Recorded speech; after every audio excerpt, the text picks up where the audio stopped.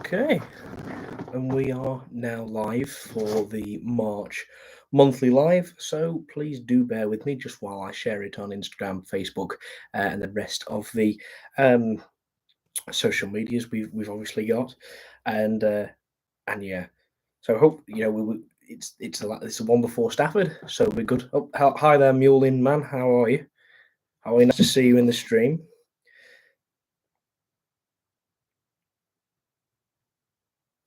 Yeah, bear with. I'm just literally just sharing it on Instagram, Facebook, and sites. So, Rotting Clyde, hi at Goldfinch Bedroom. How are you, mate? I'm good, thank you, mate. How are you? Obviously, Stafford tomorrow, so it's a big day. It's a busy day, and it will take it will be it's always going to be a long day. It's an early start because we've got to get everything ready. So I've caught up all the birds this afternoon that we're taking. So there's not much to go. There's a few pairs of greenfinches. I get a bird going out on loan. And we're doing just a bit of all sorts tomorrow. We've got a load of filming to do, and then we have um, a couple of birds to collect. Nothing too exciting, should I say? Nothing new in terms of species breeds that I spoke about in the recent video, but some new nice birds to bring in, just to make up pairs where we could do with something a bit different or what. But yeah, so should be good fun, and it's got some really good quality birds. I'm good. Hope you're okay. Yeah, I'm great. Thank you, Muley man. Are you going to Stafford tomorrow? Yes, I will be. Goldfinch Bird Room. Ryan, hi. I'm good. Thank you, mate. How are you? Um, so yeah, it's going to be a busy day as always. Um, bear with guys, I'm literally just sharing it on Instagram and Facebook. Um, but it's always good fun. It's always good fun to meet people who are fans of the channel. Have a chat with everybody. There's going to be some great birds there tomorrow. I've seen some photos and some videos people have already put on of stuff they're taking. A chap's put on some mutation siskins, and I've never seen the mutations before. And they're going tomorrow, so I'm thinking we're not going to be walking away with any siskins tomorrow unless something goes wrong. But it will be good, and I'm looking forward to seeing them because I do think they'll be nice to see. And obviously, we won't be filming just native birds tomorrow. It's going to be zebra finches. It's going to be um, all sorts of things. Zebs, parakeets. There's all the display aviaries. Multiple businesses selling all sorts. It should be really good fun, as it usually is. And I know that they've sold 550 breeders' tables. So just think about how much, how many birds that's going to be. And that's just breeders' tables. That's never mind all the businesses that are going to be there as well. So it should be really good. Ready for Stafford tomorrow? Yes, I am, Nathan. Really looking forward to it. Would you say once David Goldfinch beak goes white, he's ready to go? Yes, generally. That's what I found last year when we bred Goldie Mills and stuff. It was as soon as it turned white, he was filling eggs. I think I put the nest sites in a few weeks as he just losing that black tip on the beak, but that was it. So not not an awful lot there, but it is generally you find that the goldfinch beaks go white, and then it means they're in condition. Doesn't mean they can't fill eggs when they've got the black tip on the beak, but uh, play it safe. And if it's got a white beak, it should 99% of the time fill eggs. You shouldn't have a problem. So yeah, uh, just bear with guys. Literally just sharing this uh, on social media just to get make sure everybody knows that it's on. I'm just seeing some photos already of Stafford Spring Bird Show, which they're literally just putting up on the site, and it looks great so far. There's so much more there than it was when it was the national in autumn, and I know that it was only, I think, 200 and something tables sold at the last Stafford show. So for this Spring Bird Show, it's the first one in 2 years. So we didn't have one last year because of COVID. We had the one in 2020, literally a few weeks before we locked down. So yeah, it's bear with guys. So it should be a really good show, and I think a lot more people will be going. Bear with. There we are. So yeah, I do think a lot more people will be going tomorrow. Obviously, double the amount of breeders' tables have sold for this show, so that's brilliant. Great to hear. And there's a lot of other things as well. So you know, there's all the breeder stands. I think something that kept a lot of people away from the November one was that because of COVID, and at least in the time in October, is that there was people only having a second jab. There was no third jabs. There was a new variant recently had come out, um, and it just wasn't a great situation to be in when hosting such a large show. So I think that with this one now being later on, um, there's loads of immunity and all that, and there's also all the good the loads of birds to go because people have held them over winter, and there's no restrictions in the UK. I think it's going to be a fantastic show, and I think that it's something that's going to be one of the best in a while because people are going to be desperate to go, not only to buy birds, but also to sell birds. So, I haven't got a table tomorrow. I'll be walking around, probably wearing this. I haven't decided yet. But there'll be that. There's going to be all sorts. So it should be good fun. Would you say that mealworms are enough for siskins insect wise, or do they need a variety? Yeah, they should be more than fine. I've bred siskins and reared siskins, successfully without even giving them live food. Doesn't mean that they don't want it, but it does. They don't need it. They work reared quite comfortably on egg food. Bear with. So yeah, you don't need insects, but mealworms are the cheapest. Whatever you can get hold of that's one, cheap, and two, readily available, get them on that and they will be fine. So probably you know pinky maggots might even do. If you can pick, if you've got a local fishing tackle shop, they usually are going to sell live maggots. Go and pick up some pinky maggots, give them, and I'm sure they'll be fine. Do try and get the white ones if you can. I know there's some varieties. I think you can get different colours. um I've not used maggots in a while, but yeah, I do go fishing occasionally. Um, my brother and my dad usually go a lot more. But I think you can get different colours of the pinkies, and the pinkies aren't fed on meat, so it means there's no salmonella, and that's why I use pinkies over the normal big fat maggots. I hope to see you tomorrow. Yeah, hope so, George. That'll be good. Are you going to? Well, you will be going tomorrow. Have you got a table? Are you selling any soft bills? Logan, I hope you're doing a video. I can't make it, unfortunately. Yeah, I will be, Logan. No problem. We're going to be filming differently to the last video. So we did a video on the national. Not more of a talk through of that show. Tomorrow it's going to literally, I'm going to film from when I go through that door, so I'm going to film exactly what's there. I'm going to film from the balcony, and film loads of birds. Obviously there's going to be a lot of stuff there. There's going to be all sorts. I know that I think it's called Smith's Nurseries. They do sort of waterfowl, everything waterfowl. They do finches and stuff as well, but I think a lot of waterfowl. So ducks, geese, swans, and then into your waders, avocets. I know they've got crowned cranes, I think.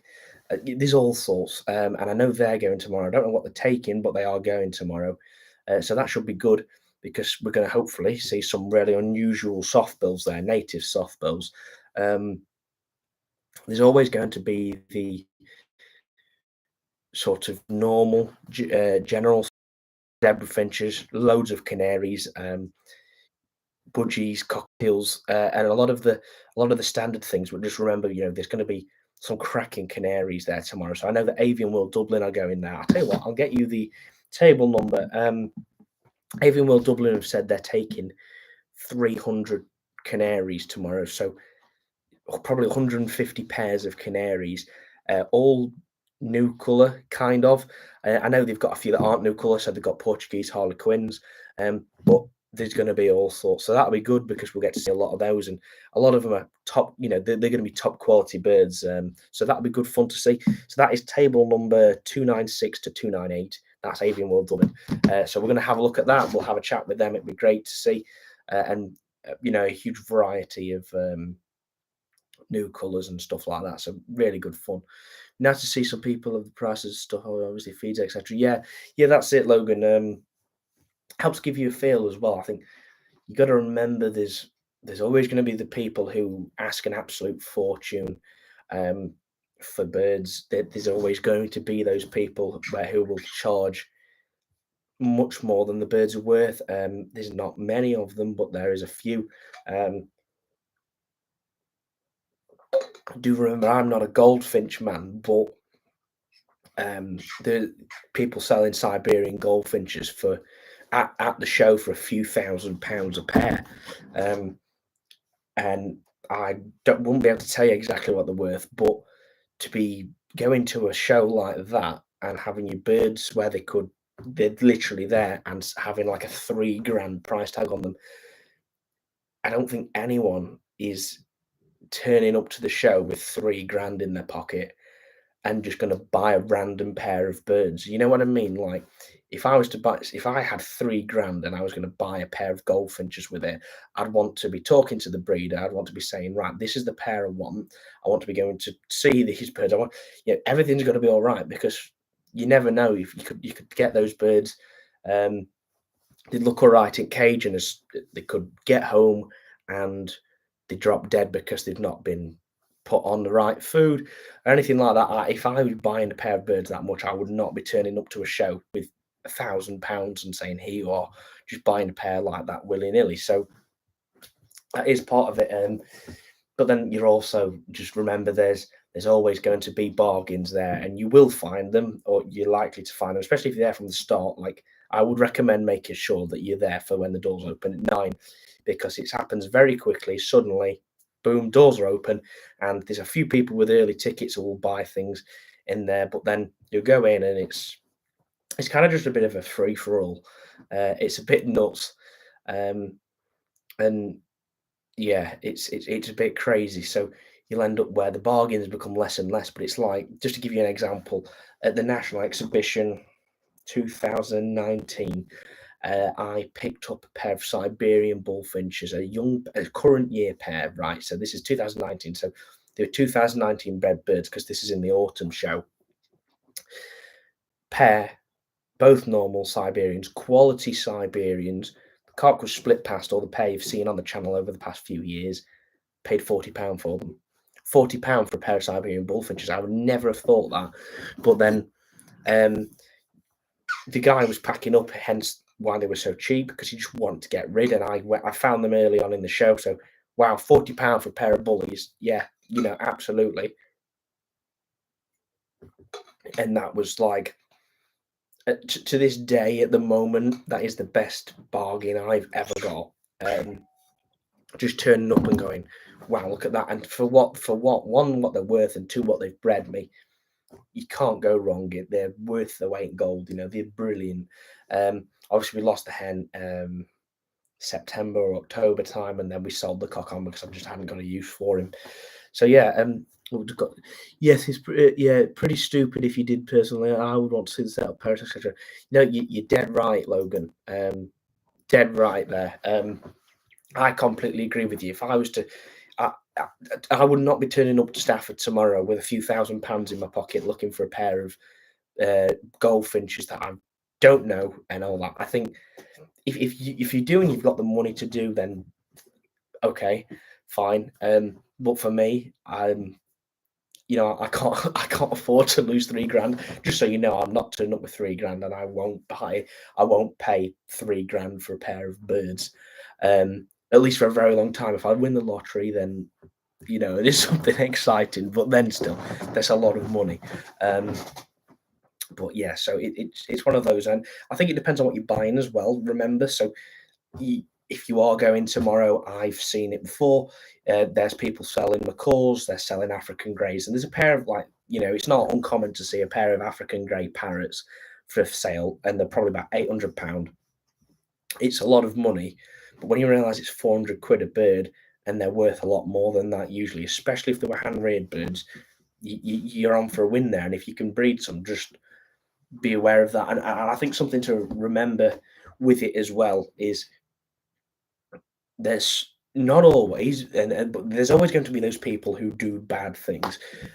So you're going to get that where there's a reason the bird's for sale. Now, most people, it's I've got too many. I need to get rid of some. These haven't made my cut. These aren't the quality or standard I want for breeding, so they're going for sale. That's fine. That's what most people do. Most people are good people. And then there's a people who they've got a pair of birds and they either know that they won't breed, but will sell them as a breeding pair for a fortune because they can. And some unfortunate person may buy them. So it's something as simple as someone's got a pair of birds that are, let's say, they're not wrong, and we'll put it in the context of, let's say, parrots here, or they haven't got an age ring on them, and let's say, oh, a pair of African greys, they could say that they're 5-year-old pair, and you're thinking probably that's the best age to get them. They got a bit of experience, they're sexually mature, so they can breed. But then, for all you know, that could be a 30-year-old pair, and you might not be able to tell at the show, and they're suddenly they're no good. So there's always the people and the scoundrels to watch out for, and the same for, again, guys. I always go back to the goldfinch point. Just be so careful if you're buying goldfinches at these shows. There's a lot of good guys who will have birds that are completely legit. They're captive bred, they're closed rung, and there is nothing wrong with them, and they are fine. That's great. You have the opposite where you have, the best example I'll give you is what I saw at the National. A guy with a cage about this big. It's got about 30 goldfinches in it. They're all going absolutely crazy. They've got no rings on. They've got black legs, and they're cut to pieces because they've been smashing against the bars and each other. And they were something like £30 a piece. So you think, great, that's a bargain for a goldfinch. Goldfinch is usually about 60 a bird, so they're half the price you would expect to pay. But they're all wild caught, and it can be something as simple as a show is very busy, and it slips your mind to check rings. Suddenly you could accent, you bought a couple of goldies thinking I've got a great deal here, and they've got no rings on or anything like that, and then you get them home and they're dead because they're stressed out because they've been wild caught. So you've got to be really careful with them. So do be cautious tomorrow if you're buying British birds. And it is generally goldfinches. It's nothing bad about goldfinches, because goldfinches are beautiful birds, but I always be very cautious with them because you can get caught out and get in trouble. And if I had bought a bird that was not rung by accident at a show, I'd be so stressed out because of that, and I would hate it. So just be cautious. What live food are you looking at getting the Hawfinches? I know you use a bit of insectivorous food, but we other species live food. Give other species live food. Yes, I'll so twice I'll give mealworms too, and maybe a few waxworms and that. But I think they're going to need a bit of live food, but I'm not going to go overboard with anything on live food because you generally all don't need it. The Hawfinches do. Hawfinch is like a soft bill in breeding season. It's like a bunting or anything like that. They're gonna need live food. So it's going to be three things mainly: mealworms, waxworms, and pinky maggots. We'll see what there is at the show tomorrow. If I can pick up something, I know, is it Morio worms or something? I might get some, but it depends how much they are. If I can buy a load of mealworms, and I think they're very similar to them, I'll buy a load of mealworms rather than that, and then I'll have to prepare them some way. So I might freeze them or something, or boil them up and then freeze them or something. Because what my plan is, I'm going to buy a number of live ones, and then I'm going to prepare some to keep frozen and then defrost when it's the breeding season and as I need to, just so I've got a bit more of a constant supply, rather than if I can't get them from someone one week and we've got young Hawfinches, we've lost them, because we can't give them live food. However, after ringing goldfinches, you believe it's necessary to try and disguise the rings with plaster or the tape to stop parents to pull them off. Yeah, some birds are going to be more fussy than others. So the Hawfinches, I'm going to wrap the rings in a plaster, something that looks like the leg of a young Hawfinch, so that they're less noticeable. You're going to find that, and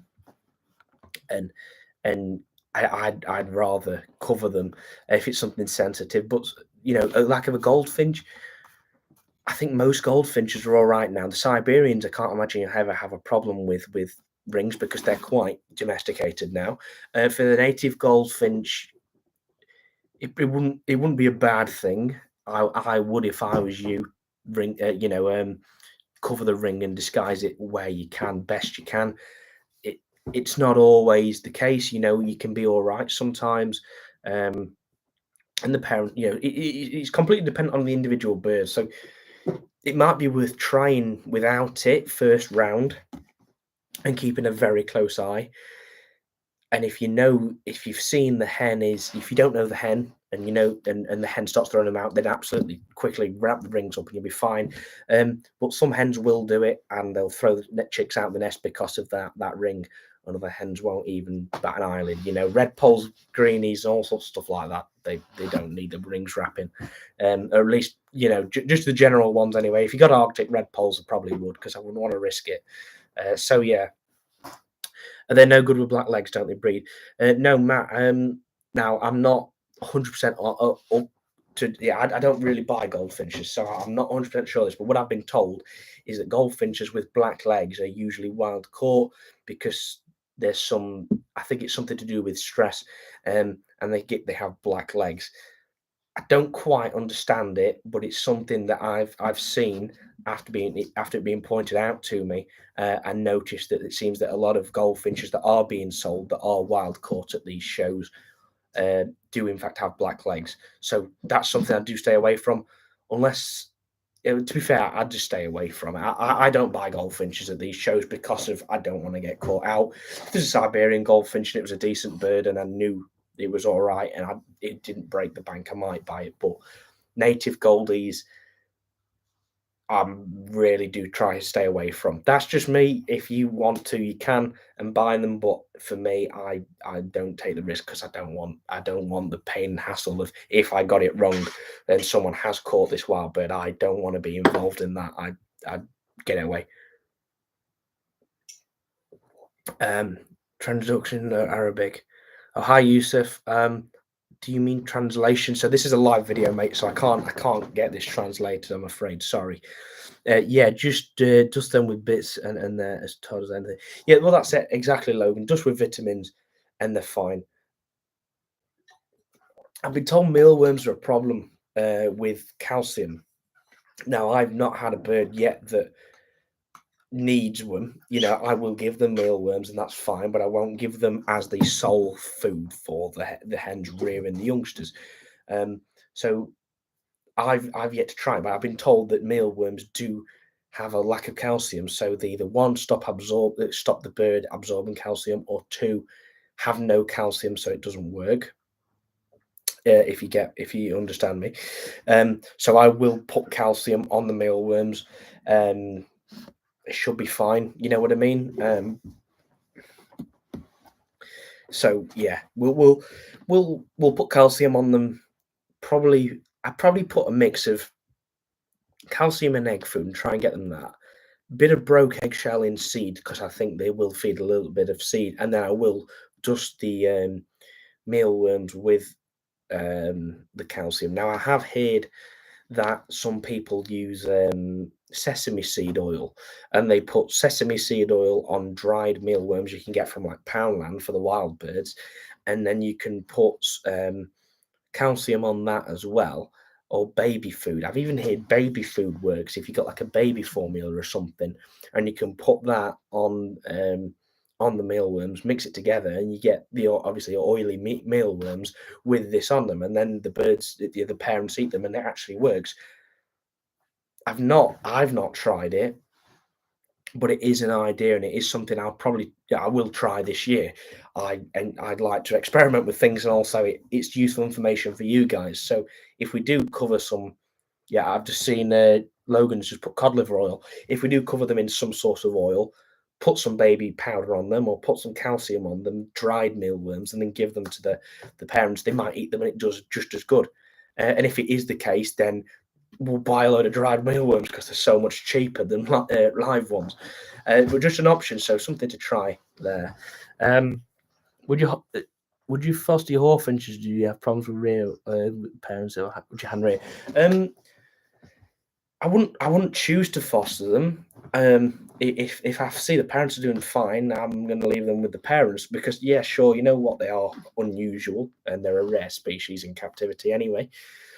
But I would rather them parent rear and rear the youngsters. It would be much easier, because it just means that I can feed them mealworms, waxworms, maggots, and stuff like that, and they're going to be just fine. And it just makes it so much less stressful.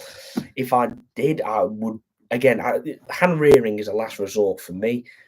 It's very difficult. You have to, the youngsters have to be fed no matter what. So you're going to have to get up every hour, every 2 hours, and feed these youngsters.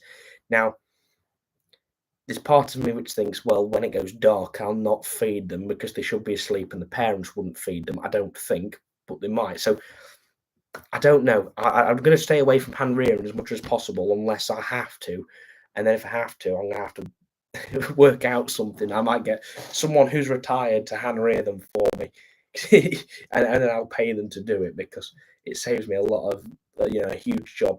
If I was to foster them, I spoke to people about canaries, fostering them. As far as I'm aware, it's not been successful, and I don't think a canary would be able to eat as much live food as you'd want it to then feed to the youngsters. I don't know if they'd be able to feed enough for a young hawfinch. So what I have thought, which is something I'm considering trying this year, we'll see how the parents get on. But what I might do is, let's say we get 4 young hawfinches in the nest. If the parents are doing a good job, I'm going to leave them. But if the parents are I'm unsure, I'm not sure. I'll take 2 of the youngsters and put them under greenfinches, and I can give greenies as much live food as they want, and they'll eat it. And I think that might work. I think a greenfinch is probably the best bet, or a crossbill for feeding hawfinches.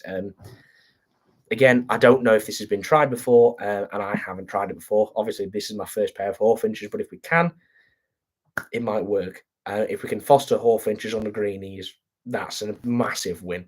Yeah, that's huge. So that'd be great. I think it's a good idea to give birds apple cider vinegar. Nathan, yes. It's just a worming thing. So you can give them apple cider vinegar. I give them something called Herban. It's an oregano extract. It works just as well. When I used to have poultry, chickens, quails, ducks, pheasants, partridge, stuff, literally everything. I used to give it them in the water. It worked nicely. It got rid of worms. So yeah, I would say so. I'm not sure exactly how much you'd want, but I wouldn't overdo it if I was you. The problem is, you don't want to overdo it because it could cause problems if you do too much. But that, like anything, you don't want to overdose. Yeah, that's what I do in blackbirds. A bit of colour. Yes, yeah, read that. Do you pick a lot of live food for your British birds? I remember harvesting red shank, shepherd, purse, dandelion as natural food source. That was long ago for me when I was a lad. Yeah, I do get a bit from time to time. More so when it's molting because I've seen that the birds. I put it in for the young birds and it's good for them. In the breeding season, if I've got the opportunity to do so, I will. But I found that they don't need it now. Dandelion is like Viagra for greenfinches. It's brilliant. So I will give greenfinches dandelion, and it does wonders. So dandelion is a definite. For everything else, I don't think you need to. I don't always. I will always give them some, but I won't ever do it as a huge amount. So yeah, I can't see why not. I offer a bit, but I don't. At least from what my experience so far is that you don't need it. They just do appreciate it, but they don't need it, and they got on just fine without it. In whatever you breed the hawfinches, tripping you. So yeah, so we're breeding. The plan is they're going to go in one of the older flights. It's going to be it's 8 foot long. It's about 2.5 feet wide. 6.5 feet tall. That is where I'm planning on breeding them. I had considered putting them in the 8x4, the largest flight we have, but after having a chat with the guy who previously had them and other people who've got hawfinches, it seems that they're breeding them quite comfortably in 6x3 aviaries. Now, Obviously, ours is not 3 foot wide, it's 2.5 feet wide, but it's 8 feet deep, and I actually think that'd be more than sufficient enough. So what it means is that I can then have the pair of hawfinches, because they can't be put in with anything else in the breeding season. They're going to go in one of the 8 by 2.5s, and then in the 8 by 4, we're going to have a pair of bullies, pair of twites, and a canary, and we'll try having them as a bit of a small colony, and we'll see how we get on with them. I know the twites have bred in flights before. This is a proven pair of twites, so I know that works for them. So I'm going to try and stick to that. The bullies, I could try in a cage, but I'd rather just go in a flight because I think it'd have a much better chance of working. For the canary, that's going in there because I want to try and get a twite mule, and if we can breed a twite mule as well as some straight twites, that's a win. And if we could get a twite bully hybrid, massive win, huge. So yeah, that'd be good. Do you recommend a bottled water, tap, or filtered? Dawn Page. Dawn, so I'm in the UK. I'm in England. I give them tap water, and I do give them a bit of rainwater as well. It's provided I know it's fresh. That works for me. In other countries, I know that there can be problems with tap water, so I would avoid it if there is problems with tap water. But overall, I just give them tap water and rainwater, and it's just fine. It works fine, and the birds are happy and they're healthy on it, and they breed. So I've not seen any problems with that. I have heard about people giving bottled water. It's just to me, at least with the situation here, it's not needed. It's just an expensive option, and it's not worth it. When you separate a cock from a hen when she has chicks, when is it best to reintroduce the cock to the hen to continue to feed the chicks? So I had cock bully, the hen died. She chicks died. It depends if you know the cockbird. I think if the cockbird was going to be a problem and you know he's a problem, I would take him out as soon as the hen is sitting on eggs, so she can get used to being on the eggs without him. So she has to get up and feed herself and stuff, but she won't be off that long. And then she doesn't rely on him to feed the youngsters. But it also means that he doesn't drive her to go back to nest. Now, if you know the cockbird's fine with the youngsters, I wouldn't remove him. I've heard of goldfinches being a problem. And smashing eggs. I know siskins are a problem with smashing eggs. So I probably, if I had a pair of goldies or a pair of siskins, I'd be going to take the cockbird out from as soon as the hen's sat. That's what I do. And that's worked for me with breeding siskins. But obviously there's always those exceptions where the cockbird's fantastic and he'll feed the chicks no problem. So unless you know the cockbird is a problem, I wouldn't be removing him from the hen because he's going to be giving them more food, and it works brilliant. And it means that the chicks grow faster, the chicks don't go hungry, and it takes the pressure off the hen. Just makes it easier. So I mean, if you had problems with the hawfinch parent reared every time if possible. Yeah, I would have said greenies. Yeah. So they'll be going to be parent reared unless there's a problem, and if there is a problem, the next option is going to be feeders. The last option is hand rearing, and if hand rearing happens, God help me, because that's a nightmare.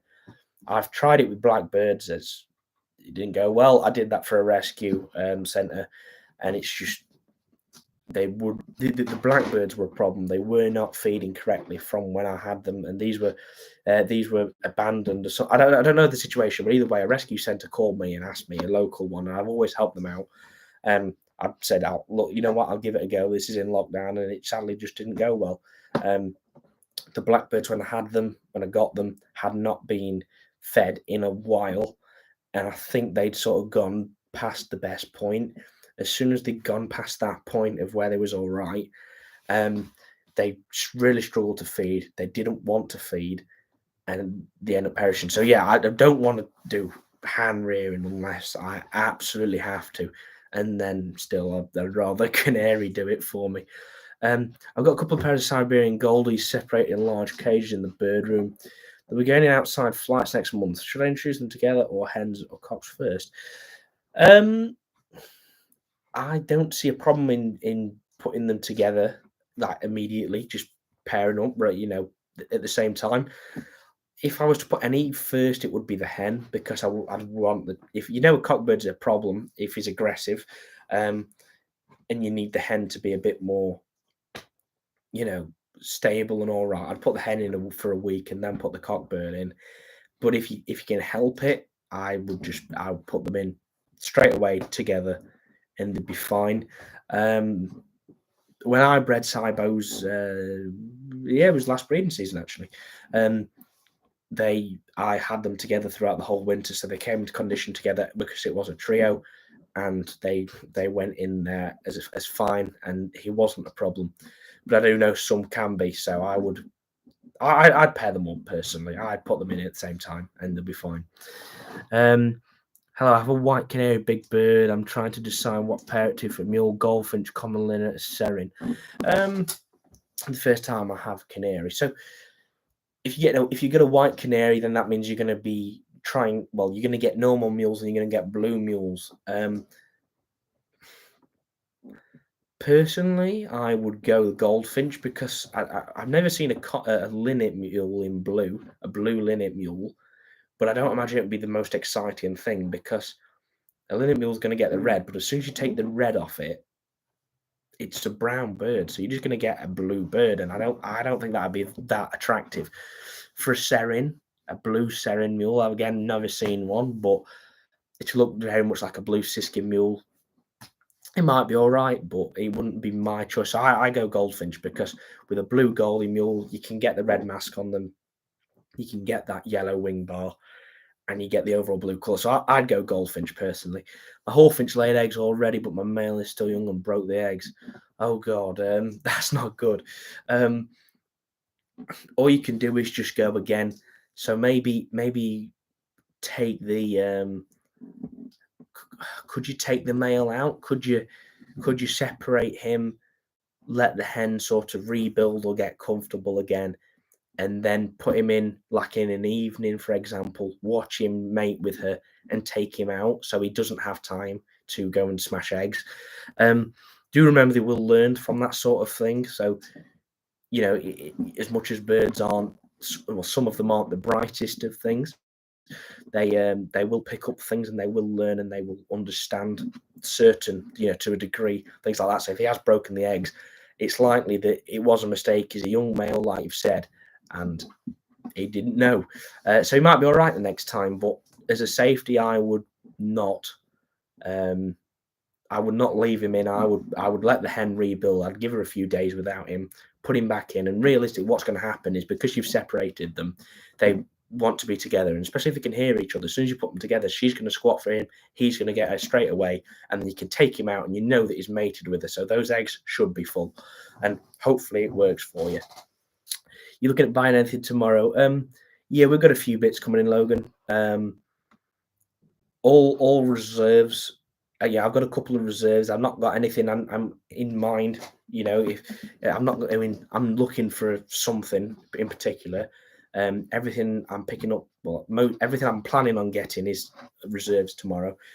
So we've got a couple of birds coming in. A couple of what have we got? Two. Bear with. Let me check for you guys. I tell you what, I'll just tell you on here. That's what we do these live streams for, behind the scenes stuff. We've got a Norwich coming in tomorrow, so we've got a nice cock Norwich. It's a buff bird. It's to go with that cinnamon canary hen, that cinnamon Norwich. So we're gonna have a pair of Norwich this year. We're gonna try them. I hadn't planned on doing, but you know what? It's a beautiful bird that I've brought in, and it's a beautiful bird that we're picking up tomorrow. So we're gonna have a pair of Norwich, and we'll see how we get on. I don't know if it's split cinnamon. I'll have to have a chat with them. But if it is split cinnamon, then that's brilliant. We have got a greenfinch coming in. We've got, I know that I've literally just sold 2 pairs of greenfinches. You will have seen them on Facebook. I had put them up just to show people and what have you. So we've got 2 pairs of greenies to go. Well, I'm picking up a male tomorrow.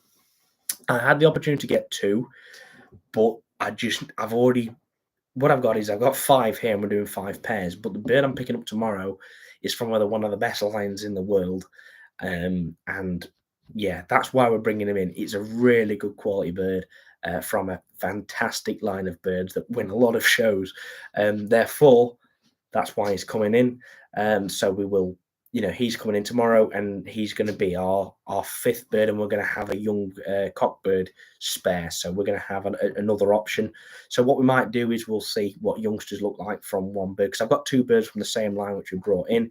if one doesn't produce as good as I was hoping, maybe let's say first round, and they're relatively small, we'll put the other cockbird in. We'll see what happens. And then we've also got a lovely red polecock coming in. So I brought with the hawfinches. I brought back a red pole hen as well. It's a fantastic bird, a very good bird, and it's from a very good, successful line. Now, I didn't want to pair it to just anything. We obviously got two pairs in, which are from, well, we got them from Darren Bond, but I know that his pairs were from Jack Lloyd, so these are from Jack Lloyd's line, and we've got two pairs from that, and then we've got this other hen. So this other hen's again quality bird from a quality line, so she needs a good partner. Now, I wanted to keep the two Jack Lloyd pairs together because I want to see what they throw, because they are related further back, and I want to hope that they'll throw some really good quality youngsters. So we've got a nice red polecock coming in tomorrow. I had planned on actually just going and seeing what's there, and if I see something that takes my fancy to put with it, I was going to get that. But I'd spoke to a few people anyway. A chap who's done really well with his red poles this year in the champion classes has come back to me, and he's got a bird which has come from it's the son of one that took a really big award this year, and it's a very nice bird. So that's coming in tomorrow as well. And we've actually got a Portuguese Harlequin canary in as well, a hen. I don't think I mentioned it in a video. We had brought two pairs of Portuguese Harlequin canaries in, kindly given to me by AVIARY'S. Sadly, it was supposed to be two pairs, and it ended up three cocks and one hen. Just an easy mistake. So what I did is I've swapped one of the cockbirds with a local breeder. She has a lot of Portuguese and really good quality Portuguese Harlequins as well.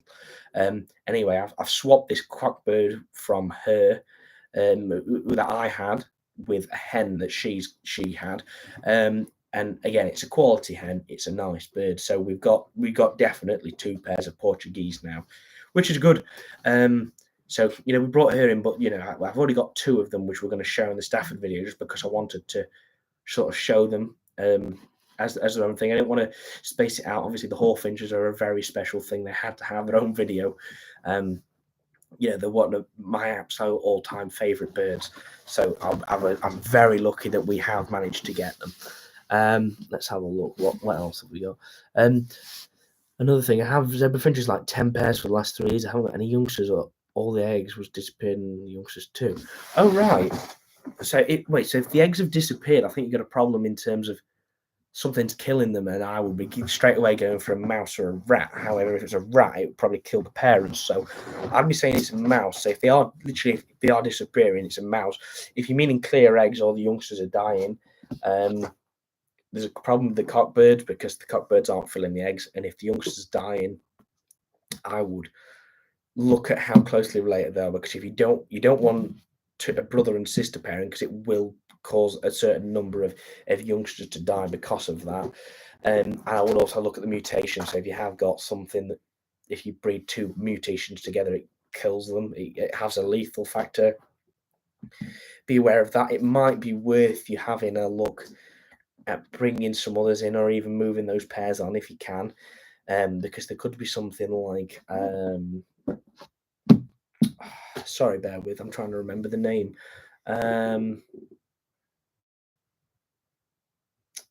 Yeah, it's eluding me. A disease that decreases fertility, it affects fertility. Herpes, that's it, herpes. Birds can get herpes. I don't quite understand how. I presume it's the same way as it happens usually in other animals. But anyway, it affects fertility quite massively. So be aware that it could be something like that. And if it is, then that's going to affect fertility. If it turns out all your birds have got that, it's kind of doubling up. If you've got a male that's got it and a female that's got it, it's unlikely. So I would look to bring on some younger pairs to begin with. If they are 3 years old, and 2, I'd look to get some pairs in that are either 1 proven and they're young, or 2 complete young pairs that should be all right. Started with 2 pairs of red factors. I already have 7 chicks fledging, almost ready to go. But I recently bought a pair of Belgian siskins. I put them at 32 by 60 by 12 for now. What do you suggest size? That sounds a good size. With the Belgian siskins, I'm not quite sure what you mean. Do you mean siskins from Belgium, or I've not heard of that before. If it's a mutation, it could be, or if it is a species of siskin, I'm not aware of. But for most siskins, that should be fine. That's a relatively good size cage. That's about 3. That's what, 2 feet long, by yeah, it should be fine. Should be fine. Or if it's inches, even better. That's perfect. I don't know why I make a new place, but again, the same thing. Oh right, that's weird. I'm not quite sure what to tell you. Have you got them on one? So I would be then looking at light. So what light hours have you got them on? What sort of heating is it on? Have you got them on a cycle? Are you following a daylight cycle to some degree? Because if you're not letting them molt, and for example, if you had them on the same light for 3 years, they haven't molted, they're going to be shattered. So be aware of that. I personally, what I would do if it is something like that, I would get them to molt as soon as you can. And that's it. I think it's too dark. That can be a problem. That is realistic because if you have light affects there's believe it or not, and this is something I've been told by at uni. I do animal science at uni, and linked with veterinary science and stuff. Anyway, so it turns out that a bird's skull is um, lets light through, and what that does is then stimulates receptors on the brain, which help bring them into condition. I didn't quite. I was like surprised because I was like, so you're telling me that the light gets through the feathers and to the skull, through the skin, through the skull to the brain? Apparently, so I'm not going to question it because that's what you've told me. But yeah, so a bird has a skull that will let light through, and it activates sensors on the brain that then bring the bird further into condition and affects it. So if it is too dark and the birds haven't got enough light, then you're not going to get full eggs. The hens will lay because they are easier to get to do that, but the males will not fill the eggs because of that lack of light. I've had a pair of Serin cross mosaic females. Seen them mating. She had her first egg today, so I believe all the eggs will be full. I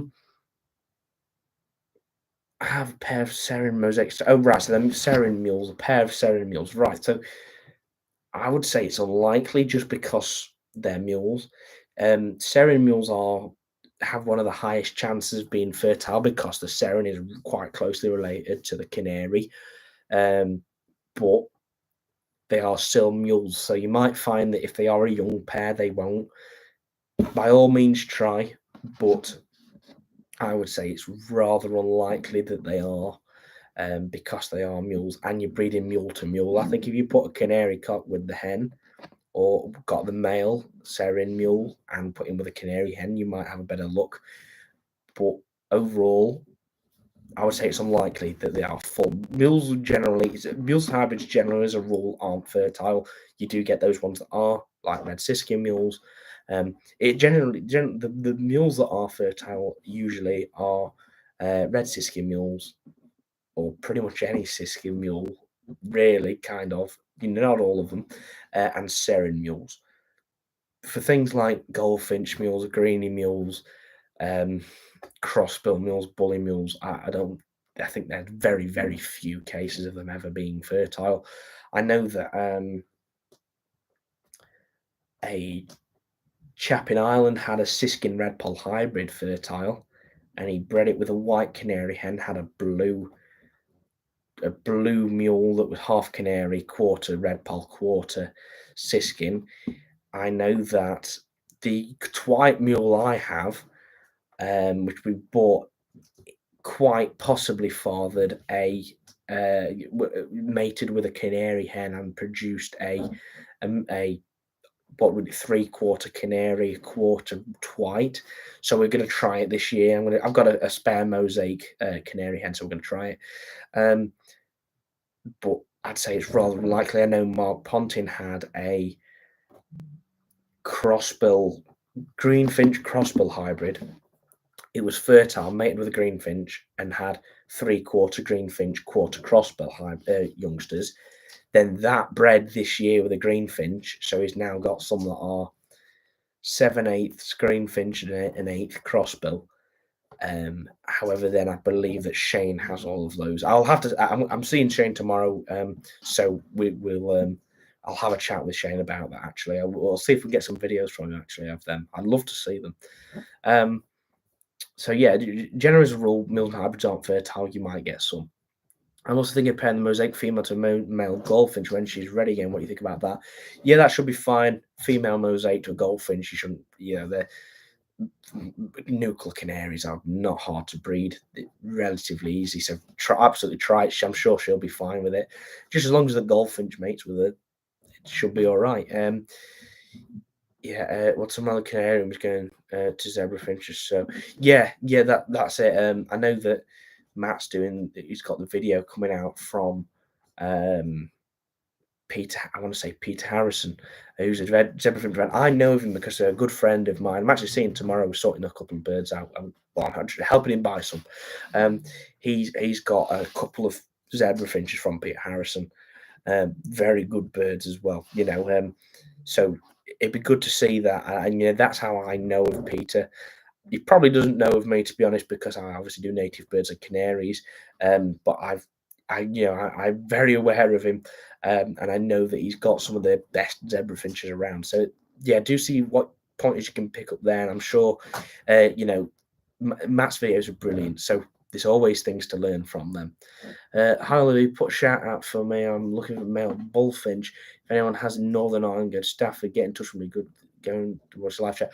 Right, guys. So obviously you've just seen the comment section. So David's bird room is looking for a male bullfinch. I presume is that a native bullfinch, David?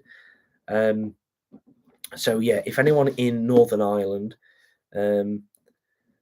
is going to Stafford, or has a native bullfinch to cock to go, do get in contact with David's bird room. I know that you can find him on Facebook, so do get in contact with him, and let's try and help him out there. David, I'm literally taking my bullfinch tomorrow to go out on loan. Or otherwise I would offer to help you, but obviously with you being over in Ireland, it may be a problem, because trying to get it back, because I am trying to loan the bird out and get it back at the end of the year because I want to breed off it. It's a good bullfinch. But I imagine, yeah, there we are. So native bullfinch. So if anyone can help David out with a native bullfinch cock, please do. Especially if you're Northern Ireland, do get in contact with him over Facebook, and try and sort something out there. It's always useful to help each other. Whether it's useful. All I would say, David, is that if you've got a spare bullfinch hen, that's quite a rarity. If you can't get a bullfinch for it, I would get a goldfinch in, or put one of your red factors to it, because it's not very often that you get a bully. The mosaic is 2021. The Sarah's already proven last year that he's fertile. Oh, right, okay. Yeah, I personally, I would put the Serin mule to a canary, or back to a Serin. I wouldn't put it to another mule, because you're breeding the same cross, so they're still half Serin, half canary, and then still, it wouldn't be my choice. I wouldn't put it to another mule, but if you want to, feel free to do so, and hopefully it works for you. I do know there's a problem with it. You got to remember, you've got a bit of a double whammy by doing mule to mule, because if you put a Serin mule to another Serin mule, you know that your male's fertile, but you don't know if your female's fertile. Just because she lays eggs doesn't mean the eggs are viable to breed, to have youngsters. So be aware of that, because you could quite possibly, it might not work. And I would still put a canary to the Serin mule hen, just to see, because I think you'd have better luck, because if there's a problem, let's say you've got a Serin mule cock that he filled eggs last year but he doesn't this year, because let's say he's not in condition or something's wrong there, you don't know which one it is. So I would test them both first with a pure species, either canary or a Serin, before I go putting them there. What's the cost to send zebra finches to Europe from there? Um, from the UK, I honestly wouldn't be able to tell you. It doesn't make a difference that the zebra finch is just any finch. So if it was a bully, it could be a canary, it could be a zebra finch. Um, I don't believe it's cheap. It's not nothing like it used to be. Before Brexit, it was easy. You could just order a courier and he would go and fetch these birds. Brilliant, great for everyone. Now it's not that easy. It's really not that easy, and it's a problem. So I honestly wouldn't be able to tell you, but I wouldn't say it's I wouldn't say it's a, a good idea. On if you can get some from Europe, I would definitely do that. Um, and it's not cheap. It's definitely not cheap. I've heard a lot of stories about how they are a lot more expensive. So be aware of that. Um, she will not go to waste to have a black backup plan if no male bully got. Thanks for shout out. No problem, David. Hopefully, I hope if someone viewer will be able to sort you with one in Northern Ireland. Um, otherwise, might be worth. Could you? I don't know where everyone's situated, by the way. So I could be completely wrong here, but I would try um, Bullfinch on Facebook on the Natives in Norwich group. I would try John O'Malley, um, and yeah, they would be the two I'd try. I know they're in Ireland. I don't know North or Republic of, but it might be worth a try. You might have already tried them, but that's two people I'd go to personally. So yeah, obviously, like I've said, Stafford is tomorrow. It's a long day. It's a busy day, but it's also a lot of fun. So I'm really looking forward to it. Anything else that I might pick up?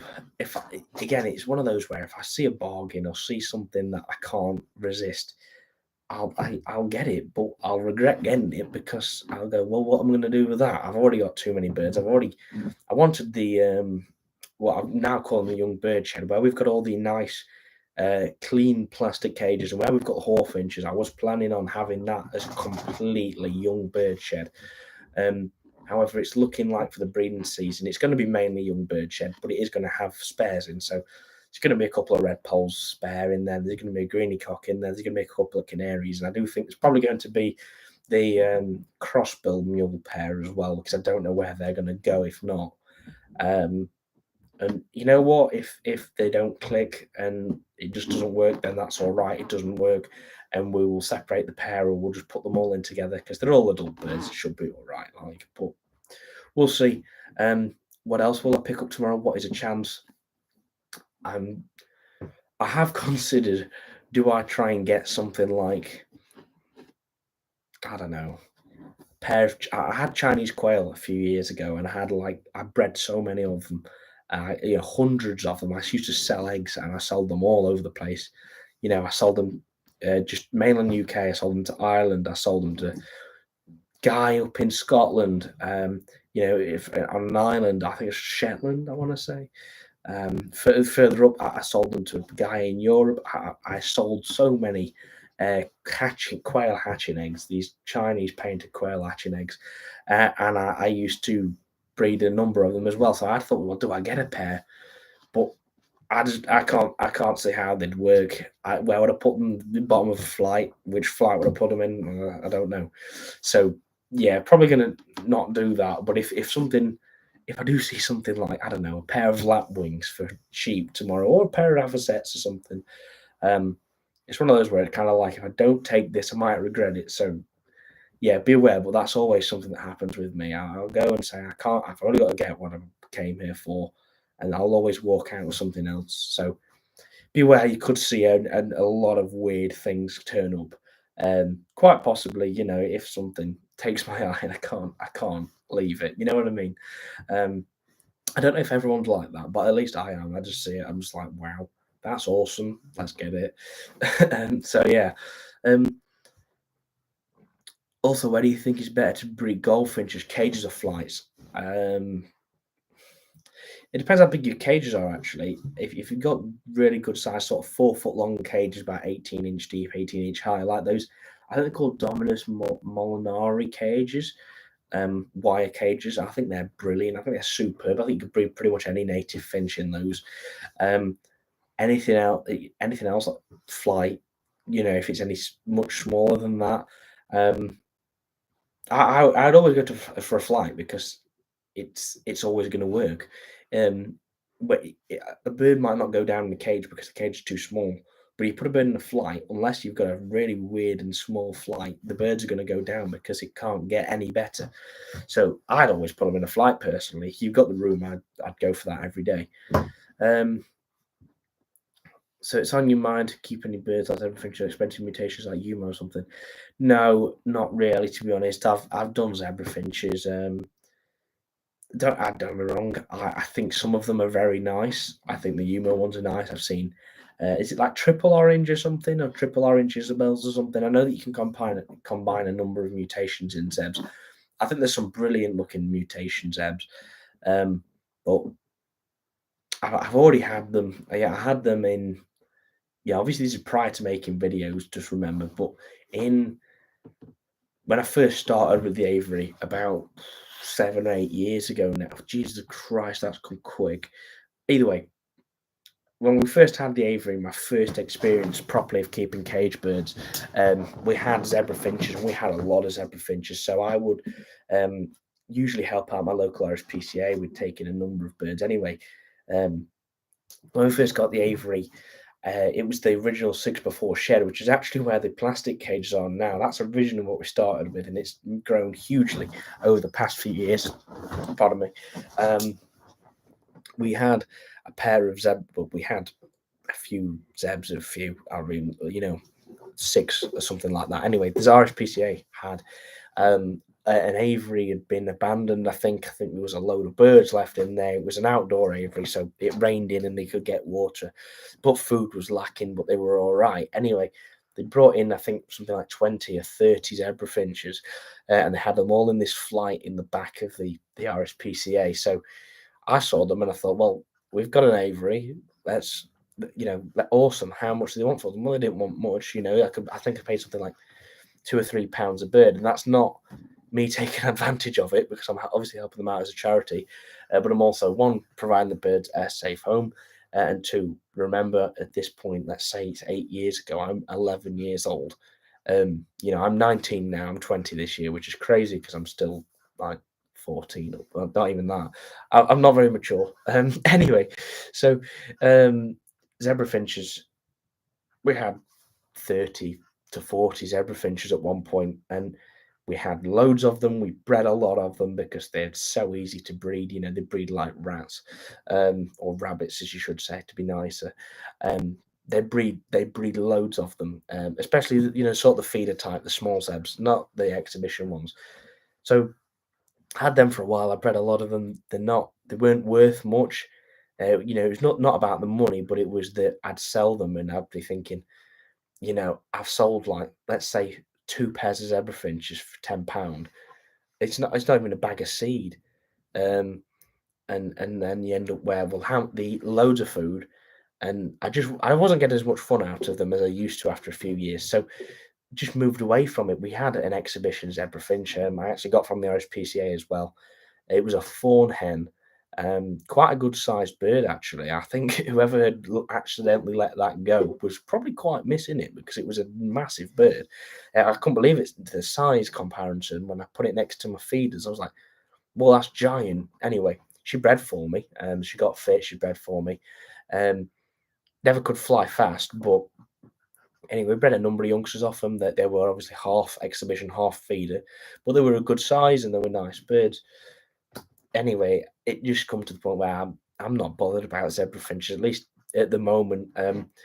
Will we ever get a pair? Yeah, we'll probably get a pair at some point. We'll probably find a pair of really nice exhibition zebra finches of a nice mutation, and we will have them for the experience of having them, and we will do something like that. But at least for the moment, no. I haven't got room for them because of all the native birds, and obviously the native birds is what I do a lot of focus on. The canaries are mainly there as feeders. They're nice birds, and we do muling with them. That's what the canaries are mainly here for. Don't get me wrong, it's nice having the canaries there because you know that for God knows what reason, if you really have a terrible year with natives and you barely breed anything, you're probably going to breed a lot of canaries, and it means that you've got at least some youngsters that you can enjoy, and then if you come to sell them at the end of the season, you make a bit of money that then goes back into the birds, pays for the food bill for another year, and it doesn't cost you anything to keep them. Then that's what I always look to do. Whenever we've got these birds and they're always going to cost money and they're going to cost a lot of money, but if I can breed enough, that means that I sell them for however much they sell them for. I don't sell them stupid money because I don't want to. I sell them for what I think they're worth, and in respect to how much I paid for them, for the parents at least. And then if it pays for themselves, if they pay for themselves for another year, job done. It's sorted. It means it doesn't cost me anything. Although it usually ends up doing, because I see something that I can't resist, and I'm like, yeah, I know it's expensive, but they're awesome. And yeah, we'll go for it, and then it usually happens. So yeah, I'm not bothered about zebra finches. We might get a pair at some point, but it won't be this year. I can promise you that now. Unless someone gives me a pair, and if someone gives me a pair, I'll be like, okay, I don't know what we're doing, but we'll have them. Yeah, my point. But I'm not bothered about them. So is it on mine to keep any birds like that? Oh yeah, I'm giving my birds grog new with their soft food for my chicks. Can I have probiotics too? Is it a bad mix? I can't see why you wouldn't. I personally, I'd give them separately. I would give the grog first. So actually, that's a good point. Pre and probiotics, they increase they help the gut bacteria and bacteria in the intestine. Because what they do is they help break down various foods that then make sure that the birds absorb everything better. And it's not just in birds, but obviously all sorts of different animals, mammals, and what have you.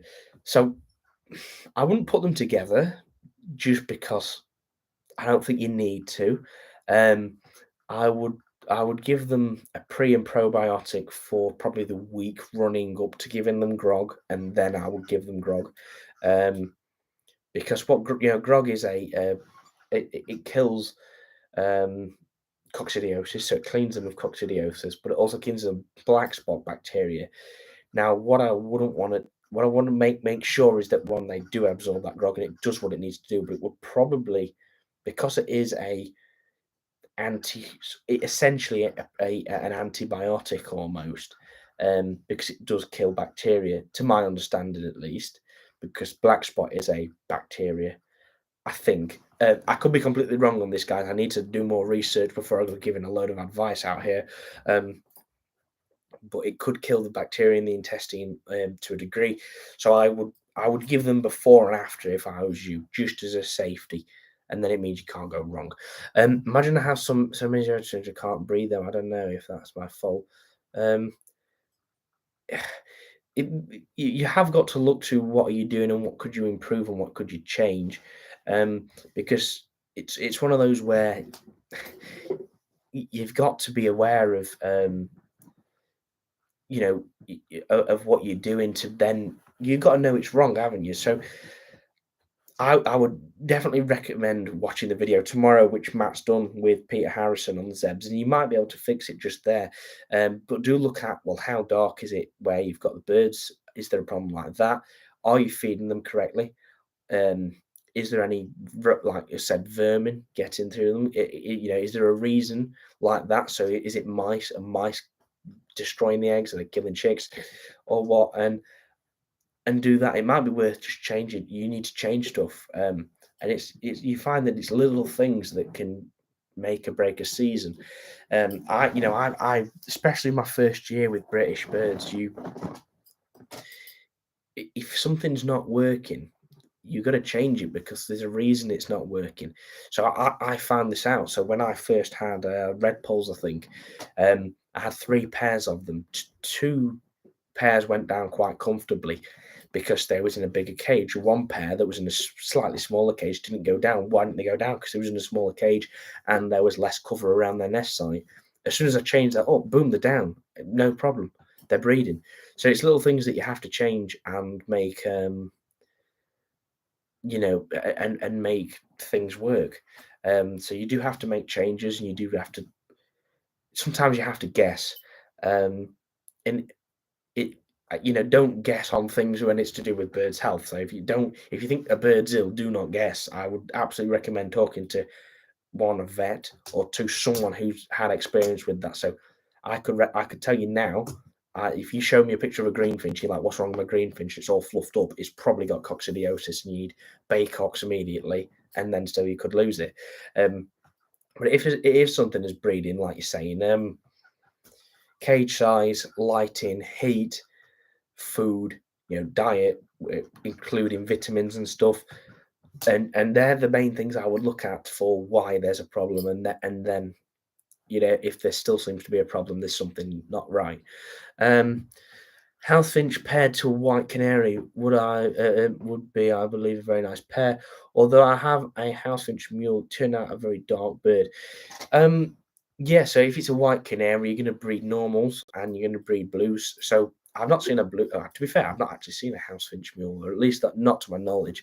Um, Again, I think it's a very similar to one as if you bred something like a blue linnet mule or a blue red poll mule. They're red, and the attractiveness in those mules is the red. So as soon as you put blue over it, it could work really well, and you get a lovely mule that has the combination of blue and red. Or it could go the other way, and it literally look like a blue sparrow. You know what I mean? So it's a risk, but do try it, and you might get a really good result, and you might be over the moon with what you breed. So just give it a go, and hopefully it's fine and works well for you. So just try your best, and hopefully, you know, you get a nice mule out of it. Try and breed a few as well. Obviously, you're going to try and breed a few, but give yourself more opportunities to get a quality bird. This is like um, breeding rare and hard to breed mules and hybrids. If I was to breed something like, we're trying this year, we're trying the white canary with the bully. Same situation with, I know you're putting white to make a blue mule with a bully. But one, I've never seen a blue bully mule before, and two, it could work really well, or it could absolutely fail. I'd be gutted. But you know what? If we breed one, that's a huge win for me. Because they're so hard to breed, imagine you breed, let's say, two in a season. That's quite good. But imagine the both hens are you're gutted because they're not going to have that colour that you want, unlike a cockbird would. So you want a male, obviously, and then just try and breed as many as you can, and hopefully you get a good one that you're happy with. However, my canaries have started clicking, but not all the time, and they were behaving normally. I should treat them as 76. Yes, I do know what you mean. It's usually when they're sort of like it's almost like coughing. It's like clicking. It sounds like clicking, but like coughing of them. Yeah, it's probably air sac mite. Air sac mite, ornithosis, or I think atoxoplasmosis. I'm going to have to check up on this. I'm going to have to make a list, like a spreadsheet of all the here's the symptoms, this is what it could be, how to treat it, and I'll make that, and I'll share it with you guys at some point. I probably need the help of Dave Henderson, actually, because I know Dave, we've done the Zoom rooms with Dave. So anyway, yeah, probably S76 is your best bet there. If not Thailand, but I would go S76 first personally. Just because it's usually easier to get. You can order that. Thailand can be a problem trying to get hold of. Yeah. By the way, guys, if you obviously thank you very much for watching the stream. We're still going to continue. If you can put a like on this stream, then please do. It just really does help getting the reach out there, so more people can, one, watch this stream, two, and find the channel, and three, get my videos recommended. It just means that we can expose more people to the hobby, who will hopefully enjoy it and be able to grow this hobby and get it moving in the right direction again. So if you can please do. It very much is appreciated. And there's also the super chat option somewhere in the chat. Whether you watch it, it's probably down here actually, although I can see it here. If you want to make a donation, you can. It's just an option on there. And yeah, it's just an option. Yeah, it's an option. And any funds that you do obviously donate, that we do get occasionally on the super chat, are one, very much appreciated, but they also always go straight back into the channel. I don't do this to make any money. I do it because I enjoy it, and sharing information with you guys, and hopefully exposing more people to the bird world, and hopefully will join. So if you do make any donations, it is very much appreciated, and you'll always get your name on the list at the end of my videos, so you can always check that out. And I'm going to do something sort of extra for that soon. I'm going to work something out so that I can really show you guys appreciation more. For those who do donate by the super chat, you can if you want. You don't have to. You'll soon be writing a book, won't you? Probably, Jamie. Yeah. I wouldn't be. I don't think it'd be out of a bad suggestion. I probably will. All I would say is that I'm still a novice, and I've been exposed to a lot of information, obviously from talking to a lot of people, doing a lot of research and stuff. So there's a lot of information that I've picked up that I've not learned myself from doing stuff.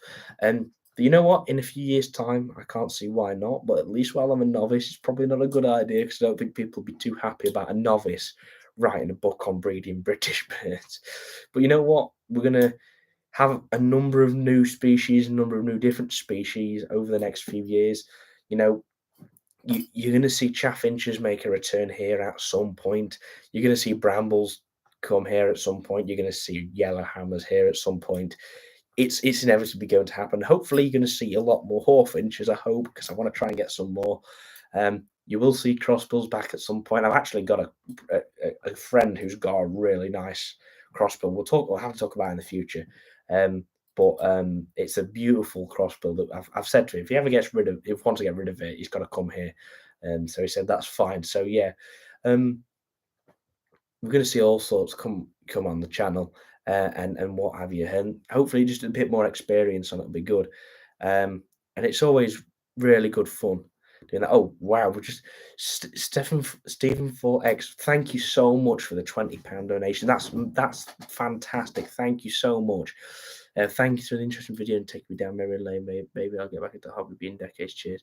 No problem, mate. Thank you ever so much for that. It's so very much appreciated. Really do appreciate that. And I hope you do come back into the hobby. It'd be great to have people coming into the hobby again, and hopefully more than that go out, because obviously it's been diminishing over the past a few decades, by the sounds of it, and I'd like to see it back up there to thousands of birds in the shows again. And I really hope so. But please do feel free to come back into the hobby. It would be very much appreciated and be great to have you back. Yeah, just on that, with like I'm saying about other natives. So I remember mentioning a few videos ago, I think it was a live video. We've got an opportunity to build, I think it's about a 25-foot long aviary in an L shape. It's it'll be about 6 feet tall, about 4 or 5 feet wide.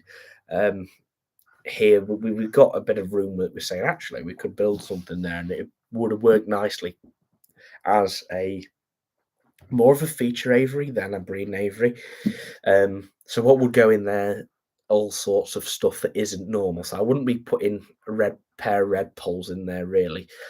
I've been thinking about it and thinking, well, I'd like a pair of avocets in there, maybe a pair of lapwings. We could have a pair of hawfinches in there, or we could have like a pair, I don't know, 2-barred crossbills, or I don't know, serins, or reed buntings, and then we might have a couple of soft bills and stuff, all native really. And I think it'd be really good fun.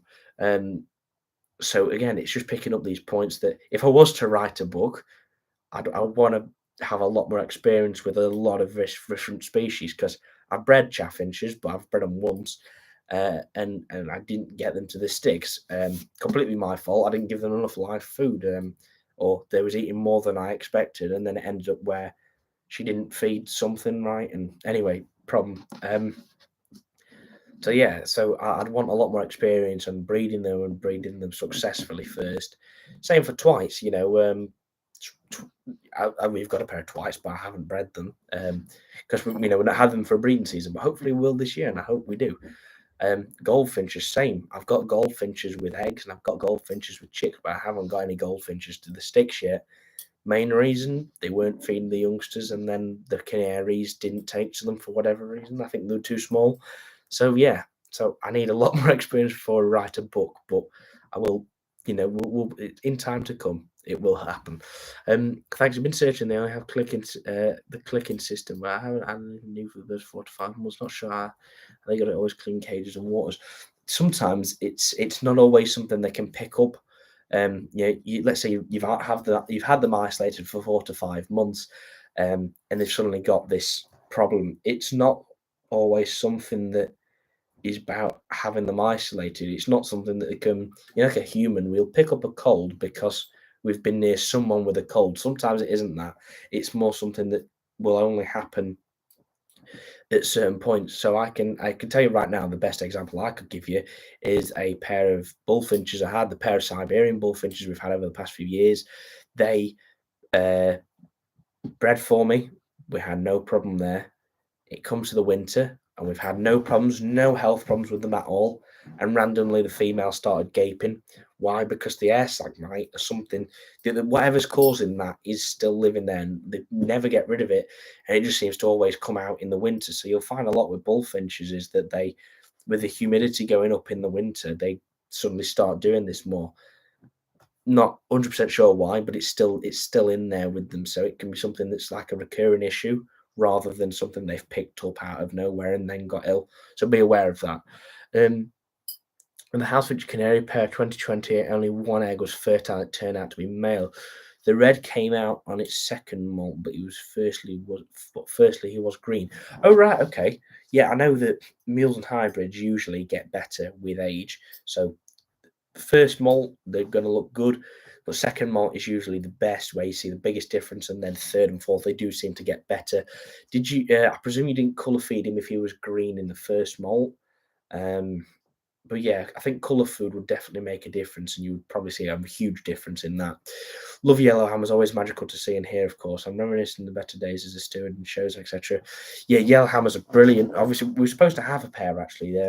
This the 2021 breeding season, it just ended up where I had planned on having them didn't quite work, it didn't suit, and then because they are a bird that you're not going to breed in a cage, they need their own flight probably, or really. I just thought, you know what, I'd rather them to go to someone else who would be able to give them that, and they go and breed there.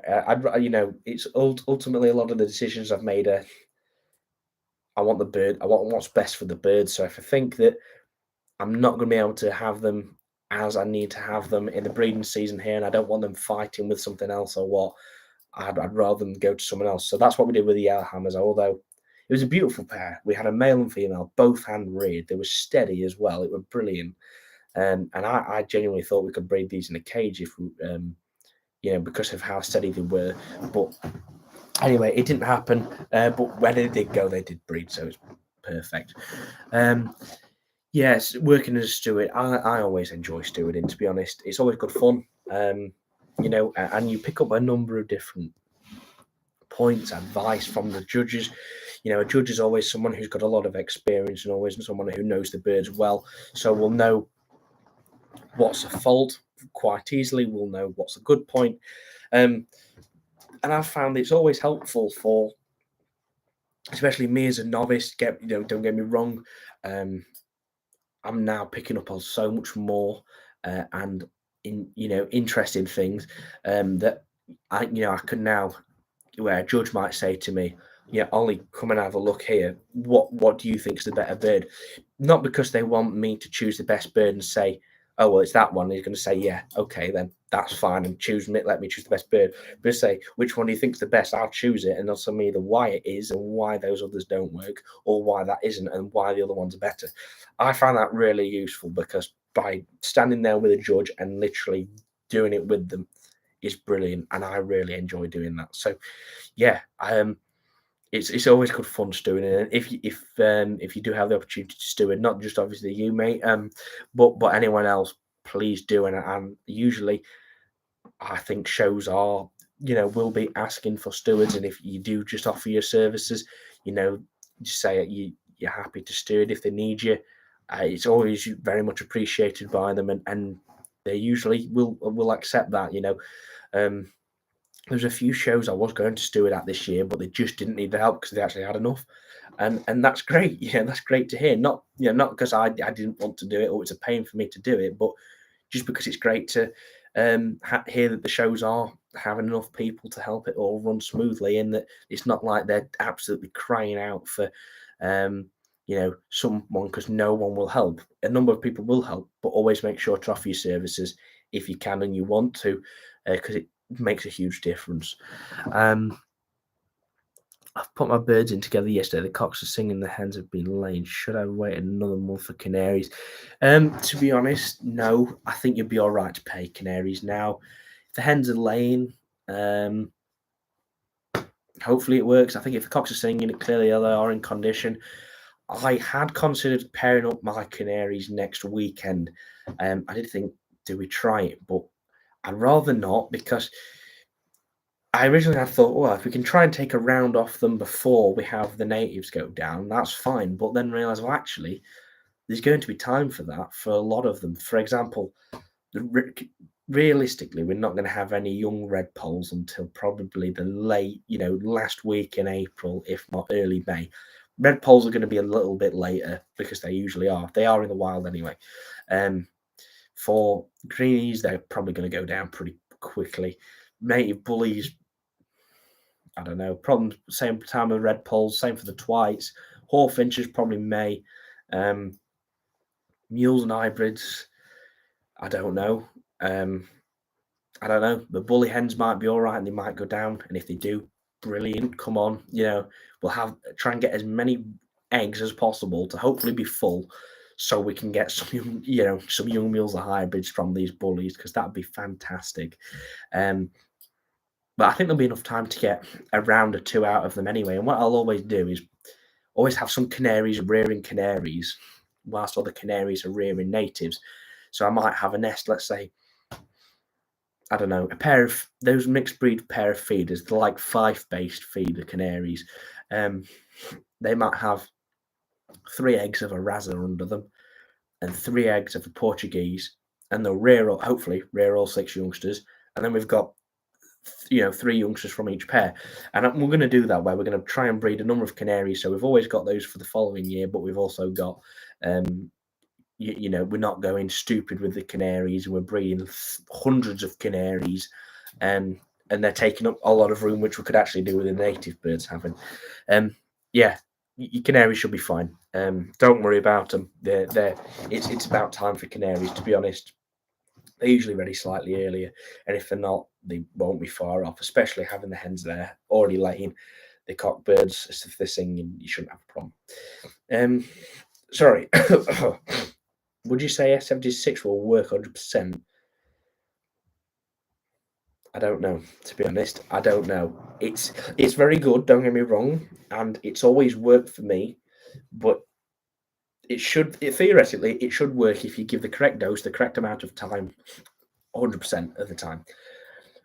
Sometimes it doesn't, and you've got to look at the reasons as to why that is. So sometimes it can be you've not given. So there's all the sort of things you go through first. So have you given it long enough? Have you given them the correct dose, and all of that? But also then, have you got the correct disease? Have you identified the correct thing, and are you using the correct medication even?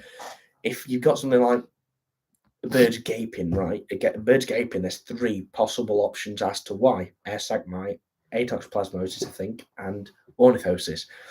Well, if you use S76 might work on one of them, but it might not work on the other 2. So then your bird's still gaping. You think, oh, S76 hasn't worked. Well, actually, it wasn't going to work because it's the wrong drug. It should work most of the time, providing you've got the correct thing. Air sac mite, it works, but it might not work with other things, so be aware of that. I think it's important to get juniors involved. They are like the future of the hobby. When I was a member of my local countryside, most members were 50 to 65 or older. Yeah, I agree with you. I have noticed. So I started first showing my British birds at the National in 2019. My first show I went to was 2018, 2017, I think. Which is where I first saw British birds on show in the, not just on sort of photos. I had seen a few photos, but never really understood how to get into it. Anyway, I never saw any juniors there. I mean, I was 16, I think, or 15 at the time showing. Anyway, I showed in the novice classes, and always have done since then. Just because I've not got enough years behind me to go to champion. I could, but I'd rather stay in the novice for a bit and get things right first before we go up to champion and get slaughtered, because there's some fantastic birds.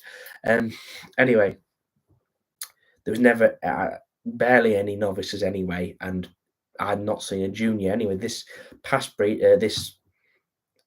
show season, I've seen more juniors than ever. Over the past few years of judging of showing even, and it does sound like there is more from what older guys have been telling me. Is like there does seem to be a lot more juniors coming in, which is brilliant.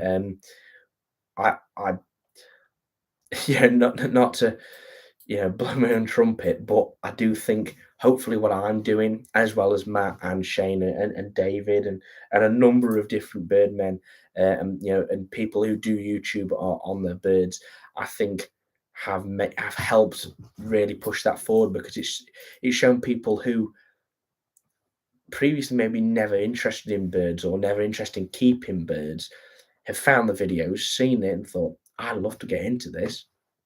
So I don't know, let's say a young, I don't know, a young person, aged 13, sees that you can keep canaries, and they knew you could keep canaries, but they never really understood it. And then they've seen these videos and thought, hey, I tell you what, I'd like a pair of red factors.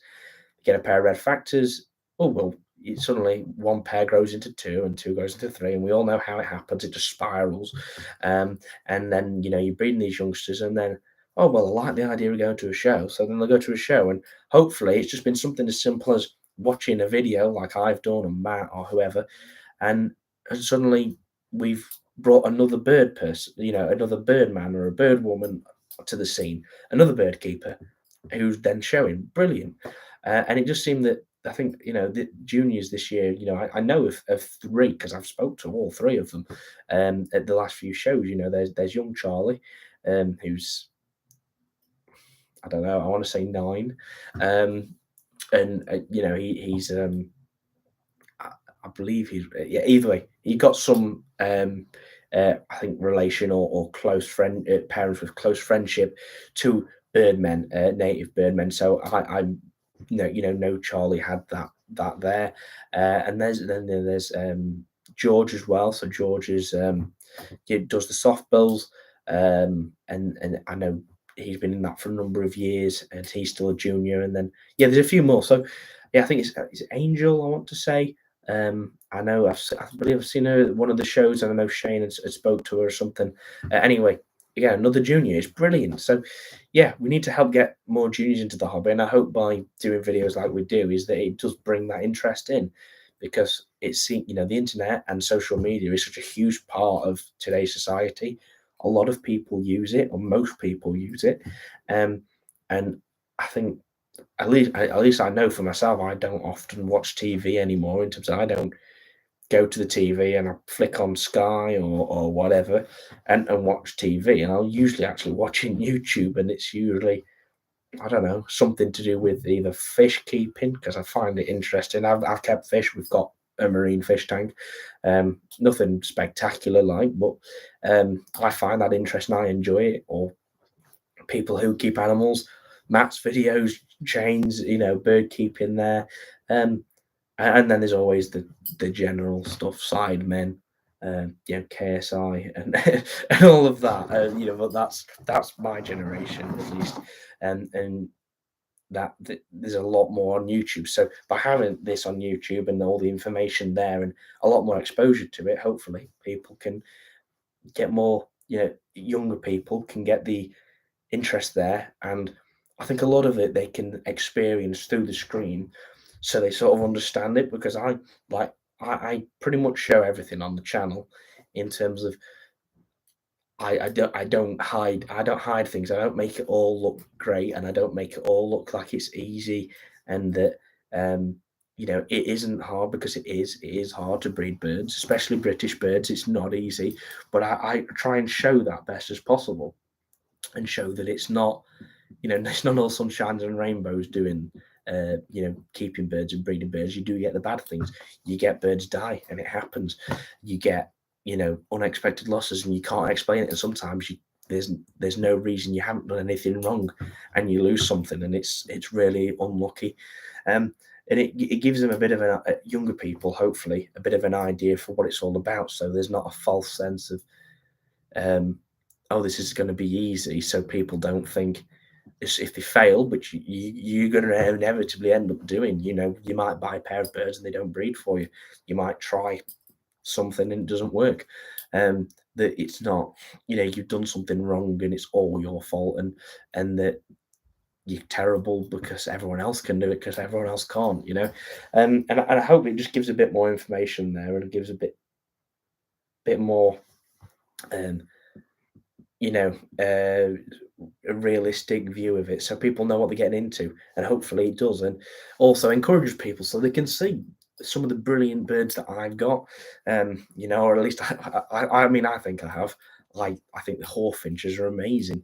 I think the bullfinches are beautiful. I mean, to be fair, there's an element of taking them for granted now, because I know that when I first started, having a pair of bullfinches was like amazing, but now it's like, yeah, I've got I've got 4 or 5 bully hens, I've got a couple of bully cogs. We're doing this and that, and it doesn't mean as much to me anymore, in that I don't go in and look, oh my god, that's a bullfinch, because I'm used to seeing them. Same, hawfinches. That novelty still hasn't worn off, and I really enjoy seeing them. But I know that, inevitably it'll be, yeah, that's a hawfinches, and don't really think twice about it. It just gives people an idea of what you can keep, and a good feel for it. And it's always nice that you get some good things there. Hi, Oliver. You coming to the Staffordshire show tomorrow? Yes, I am, mate. Are you? Hopefully, I tell you what, I've got so many people. Hopefully, who will be at the show. I need to just have a chat to tomorrow. I honestly can't remember this guy's name, but I was chatting to a chap at the national exhibition, so the October show, and he recognised me. I was looking at some birds, and I sort of looking over, and his son pointed. So I went over to chat to him. Anyway, he got these albino canaries. Now they weren't cheap, and what have you. But I'd love to go and have a chat with him again. A very knowledgeable guy, a really nice guy. I think he must be only 30 odd. But I'd love to see these albino canaries again, because I've never seen an albino canary. To be quite honest, if I could come home with them, I would buy them. As long as they don't break the bank, because they probably would. An old mentor and lifelong keeper of British has said, which I always laugh at, but it's sadly true. They're not afraid of dying. Mate, that's exactly true. That is, hit the nail on the head. They're not afraid of dying. Hence, I know we spoke about this earlier, about probably an hour ago, actually. Oh my god, it's nearly 10 o'clock. Anyway, yeah, goldfinches.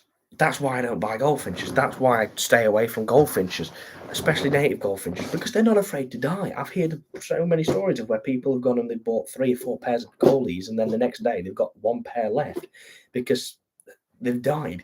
And it's like, well, why have they died? Because they've changed. They've got stressed out and they've died. I know some people who've got a goldfinch, took it out of one cage, put it into the cage next to it, and boom, it's dead. Not straight away usually, but boom, it's dead. Why is it dead? Because it's just been changed out, and they hate change. And that's it. Like you say, they're not afraid of dying. Apparently, it happens a lot. What I've been talking to is with guys who keep Siberian goldies, that apparently you'll find that goldie hens will just randomly die from about now until May. So in the early start of the breeding season, or run up to the breeding season, this sort of 2-month window, just loads of goldfinch hens die, just fall off the perch randomly, and you can't understand why. They just do. That's what I've been told by a few breeders anyway. And I'm just like, you know what I mean? So hence why I try and not keep goldies. I mean, I've heard the same for bullies. I've not had it happen. Touch wood, it's not happened. Yeah, Jesus Christ, I hope not. I hope it doesn't. But I've heard of people literally catching a bullfinch to go and put it in a show cage, take it off the perch in there, put it in the show cage, boom, it's dead in the bottom of the show cage. or they've took it out, trimmed the nails, put it back, boom, dead. I don't know. It's just stress. It's suddenly just stress about it. It's bang, dead. It's weird. And like you say, they're not afraid of dying. So if that was to happen, I would tell people, and something you're always going to get is criticism, and it happens in every single walk of life. And no matter what you do, there's always someone who doesn't think you're doing right and hates you for doing whatever you're doing, and it's weird, but it happens. And it's people like, for example, let's say, oh, I don't know, we buy a canary tomorrow, right? We buy a canary. I don't know. Let's say, oh, there's a nice red factor there. You know what? I fancy that. Let's buy it. I buy the red factor, right? So what I've done is I've brought the red factor home. I've got it right. I've noticed its nails need a trimmed its nails, put it in the cage. Boom, it's dead. Well, if I told people on YouTube that, and I would if it happened, then people might go, "Oh, you shouldn't have handled it because you just brought it back from a show." Yeah, but it actually needed its claws doing because they was going underneath, or there was actually a genuine problem that I needed to fix. That as soon as possible, and it's died. But there's always going to be people who would criticize and say, "Oh, you shouldn't have done that." Just as an example, it's not happened, but I'm just saying, as a point, is that people always afraid, will criticize it. Same for, I don't quite understand this, and I could go on to rant about this for hours. But people who say birds shouldn't be kept in cages don't understand what we go through and what we do with birds. I think there's a number of people who genuinely believe that we have birds in cages that are wild caught. And I mean, I've literally heard this from people saying, "You've caught them canaries." Well, I'd love to see where you've seen a white canary in the wild. I'd love to see where you've seen like a yellow and variegated green, yellow variegated canary. Or I'd love to see where you'd find a wild Norwich canary that's not been eaten by a hawk because it can't fly 3 feet. You know what I mean? And these people think it's horrible and it's cruel and that you shouldn't keep birds in cages. And then you go to birds like British birds, and there's people who, if I think if you was in, let's say, Australia, I don't think they care. It's a native bird. It's a British bird. It's a European bird. It's just like us having zebra finches. To us, it's a zebra finch, and you can just get them for like £4 a piece. But in Australia, I know that they keep them, but it might be more frowned upon because they're a native species anyway. And there seems to be, in the UK at least, is that they're so quick to assume that's a wild bird that it's a nightmare. They're so quick to assume you've got a greenfinch in a cage, you've caught that, you're a bad person, that's illegal. It's like, well, hold on, actually, you'll find that this bird is close rung in accordance with the law. It was captive bred by me, and I've got a video of it in the nest as a youngster. I've got its parents. What more information can I possibly give you to say that this bird is absolutely lawfully kept and is fine? And it's so many people that don't understand that and will quite happy to point fingers and say that you're bad because you keep British birds, and they think they're wild birds because they're stupid, or just completely uneducated in it and don't understand it, and just they want to moan but won't research. You get my point. So it's one of them where you have that, and then there's always the people who, "Oh, it's cruel that you keep birds in cages. It don't matter what species it is."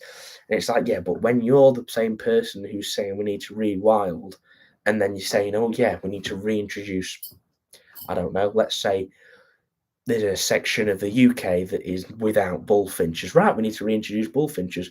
Well, where are we going to get them from then? "Oh, well, I don't know. It's just fix it." Well, so you're telling me that we need to go and either catch some wild bullfinches to put in the area where they're not. Let's say there's a pocket of, I don't know, let's say 50 mile by 50 mile, where there's just for some reason no bullfinches.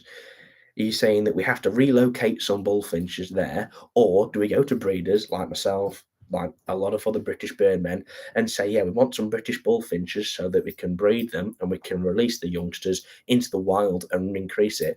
Well, that's all fine then, because we've, oh yeah, you're helping, but because as soon as it's not anything to do with that, and it's nothing to do with conservation, without us doing what we do, And that's not just British bird keepers, that's bird keepers in general and a lot of animal keepers. Without us having these birds in captivity, breeding them and doing what we do with them, when people then want them reintroduced because they're extinct in the wild or they're super rare in the wild or whatever, well, you have to come to us for them because you're not going to get them from the wild. And the animals you have from us are going to be so much better than the ones you have from the wild because they're used to people and you can breed them easy. It's something that annoys me. That people when people don't understand and they just want to do that. John Martin, yeah, yeah, exactly, mate. You tell them, yeah. Well, this is it, and it just it really winds me up because I just think like, why, some people are so thick and they don't know, they don't understand things. So yeah, and sometimes it's a mistake and that's all right. But then when there's the same people who constantly say it and they just believe it, you know what I mean? I love it. Yeah, exactly, mate. It is what it is, and I don't much remember. I mentioned in a video not long ago about rewilding. So it's a bit on hold at the moment, but I am hopefully getting yeah, with me and a few they're actually quite well known, but I'm not going to say names or anything like that just because it's all up in the air at the moment. But we hopefully are doing a bit of a team up with um, rewilding, and I'm going to be doing a lot of the bird rewilding. So we've spoke about, could we get some serins and um, because serins are rare in the UK or almost extinct in the UK, if you know what I mean. Could we get some? Could we breed some? Could we get them to a point we could reintroduce them? Um, and I would be in charge of that. That's for another video, and that's for something a bit more. It's not unheard of for ignorant do-gooders to open Avery doors. Well, that's it exactly. I've heard stories of people where people have done that, where people have gone and opened Avery doors because, oh yeah, let those, I don't know, greenfinches go. Right, well, actually, you'll find that those greenfinches are massive and they're fat. So you've just let them birds go that are all going to be eaten by a hawk within a week because they can't fly and they can't look after themselves and they don't understand it. They've got no idea behind of what actually, one, what those birds actually are, and two, what is going on with them. I spoke to multiple people who've said they've had the RSPCA round before because they're saying, oh, they're trapping birds. Um, and then they come to find actually it's like what you want about, you know. So like a good friend of mine told me when he was younger, he had the RSPCA round because the neighbour reported them saying they had wild birds and they were catching wild birds. So the RSPCA come round. He went, absolutely, let me show you. I'm more than happy to show you. Same would happen here if the RSPCA turned up. I'm more than happy to show them because I've got nothing to hide. I've got all the proof on the YouTube channel that all the birds are captive bred, for example. Just the green, just example as those greenfinches. And I've got proof of all of that, but also you can just completely tell the difference. And I've heard of people where they go in, the RSPCA go in the shed, and he's like, yeah, so there you are. That's my Lutino greenfinches. There's my cinnamon greenfinches. There's my pied red poles. There's, I don't know, there's my canary cross with a greenfinch. There's my yellow bullfinch. And then they're like, right, let me just stop you there. We've been called to this because we supposedly had wild birds and you've not. And then they're not bothered because they quite clearly, obviously know that you haven't because, for example, wild birds in mutations, it's not going to happen. You wouldn't find someone had, yeah, you sure you get odd ones. You might have a, I don't know, Lutino greenfinch occasionally in the wild that may have just randomly been happened, but you're not going to have a shed full, are you? So yeah. What's your opinion on crested canaries? It is what it is. I don't have them. Just because I've I'm not that bothered about that. I've heard that you don't ever cross crested to crested. I don't know why, but you apparently don't. Um, I'll just have to have a chat with someone about that. I don't mind them. Um, I can't really say they're a bit weird, but they're not. I don't know, they're not in massively in my taste. If I was, like the Portuguese Harlequins we have, if I had the opportunity to get a few crested ones that are nice and good quality, I would. But I wouldn't purposely go in, oh, I want a shed full of crested canaries, because I'm not that interested in them. They're just not something that I'm too bothered about keeping. Greenfinch is getting rarer, so we may have to. So we may need captive bred soon. Yeah, Gordon, that's exactly it. Greenfinches are really quite prone to trichomoniasis, which is something that's spreading. It's quite common now in the UK in the wild birds. So it kills a lot of greenfinch, and hence why they're so rare.